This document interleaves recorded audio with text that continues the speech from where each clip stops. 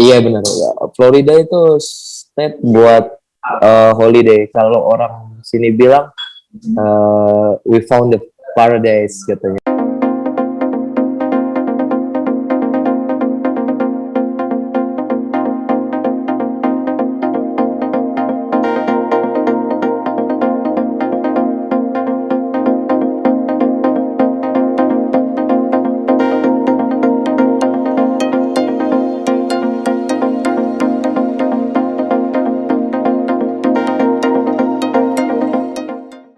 Halo semua, selamat datang kembali di Indonesian Abroad. Perkenalkan, nama saya Wiwik Astawa. Saya adalah host atau pemandu channel ini. Kali ini saya akan menemani kalian semua dalam acara Bincang Tokoh atau podcast interview bersama tokoh atau narasumber yang sudah kami undang. Semoga kalian suka dan video ini ada manfaatnya. Tonton terus dan dapatkan manfaatnya. Terus Mas, tadi di kapal pesiar 2,5 tahun ya Mas ya. Di Lusiananya berapa tahun Mas? Aku di Louisiana hampir berapa tahun ya, semenjak itu aja. Maksudnya dari kapal terus aku pulang ke Indo terus balik lagi ke sini. Aku di di Louisiana sampai ya 2 bulan kemarin itu. Oh, karena baru 2 bulan pindah ke Florida, Mas ya? Iya.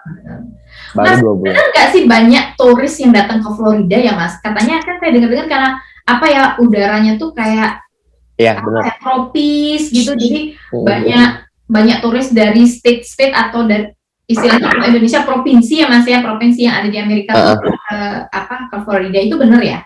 Iya benar ya. Florida itu state buat holiday. Kalau orang sini bilang we found the paradise katanya kan. Kayak dia menemukan surga di sini tuh, kayak surga dia bilang. Kalau orang-orang kayak kita dari orang Jawa gitu ke Bali gitu loh. Nah gitu-gitu. Dia kebanyakan orang ya kayak orang-orang kaya aja yang bisa liburan ke sini kadang. Terus juga kan banyak kota hiburan, memang di sini tuh kota hiburan Florida itu. Terus tata kotanya juga bagus.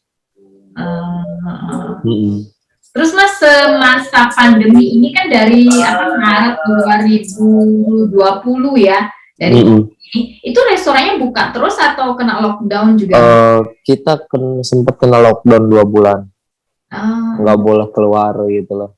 Ya kita ya gimana ya, pas 2 setahun ya kayaknya. Ya pas waktu di lockdown itu, iya. Sekarang udah normal kembali, udah buka. Normal, cuma ya masih ada social distancing gitu loh. Social distancing, kalau makan dijarakin 2 kursi gitu.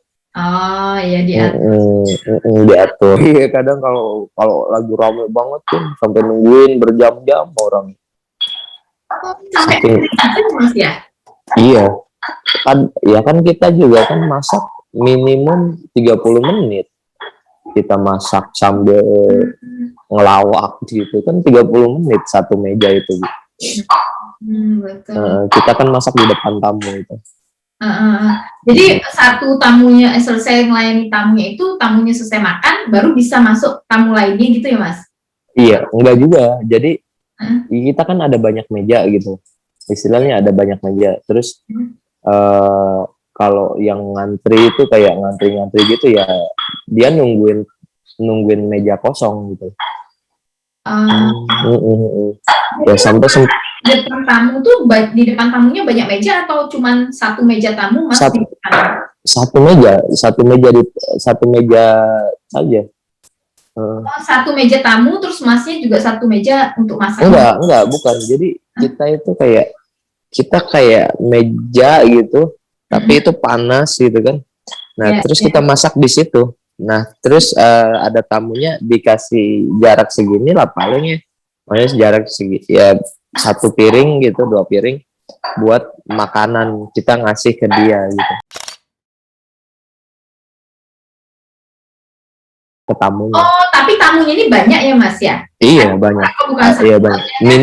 Minimal tamu itu satu meja itu 8 orang, Maksimalnya iya orang. 8 orang. Yang paling kecil mejanya itu 8 orang.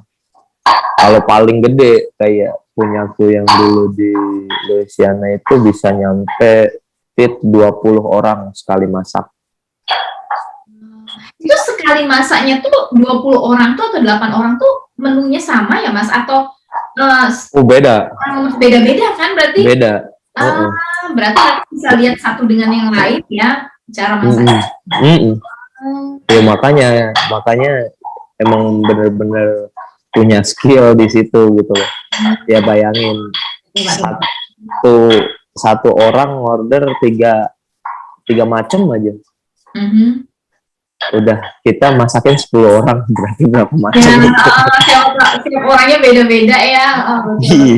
Kalau satu orang, kalau ada 8 orang aja, yang satu orangnya satu, udah 8 macam tuh Mas ya. Iya. Aduh hebat. Tapi kadang hampir ada yang sama semua ada gitu. Kalau tamunya baik, udahlah samain aja gitu. Nah udah gitu ada yang kan kita sama veggie gitu kan, sama veggie gitu kan.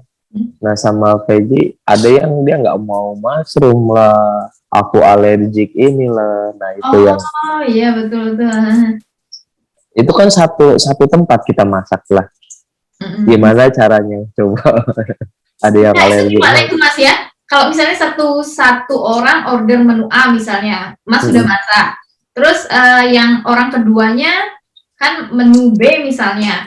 Itu kan satu tempat tuh, kalau yang kayak orang di sini kan kadang alergi misalnya kacang lah, nggak ini, atau kedelai lah. Makanya banyak kita lihat di makanan-makanan yang dijual di Amerika kan produk ini mengandung kacang, misalnya peralatannya kayak gitu tuh gimana Mas?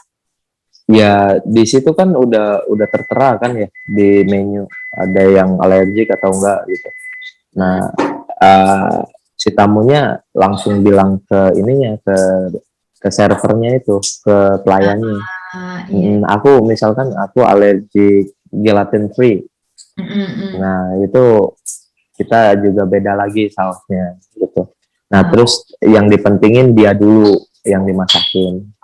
Baru setelahnya yang reguler sama yang disamaratain. Iya. Jadi ini juga pengalaman buat teman-teman, kalau di Indonesia kan jarang, nggak banyak saya temui ya Mas ya, kalau misalnya restoran tanya alerginya apa, terus kalau di menunya itu juga banyak menu di sini, di restoran sini yang dicantumin bahan-bahan apa yang dipakai untuk buat makanan Mas ya. Terus kadang juga kita lihat selain bahannya itu, mereka juga kadang kasih keterangan mungkin peralatan ini mengandung atau kena kacang, soy kayak gitu kan, banyak yang itu yang beda dengan Indonesia Mas ya. Soalnya gimana? Ya kalau di Indo kan nggak ada hukum kayak kita. Misalkan disu gitu, kalau di sini kan disu gitu, dituntut kalau di Indo, ya kan?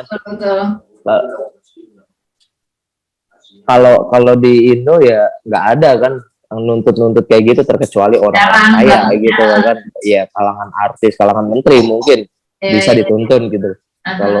Kalau di sini kita salah sedikit aja kita yang bisa yang kena.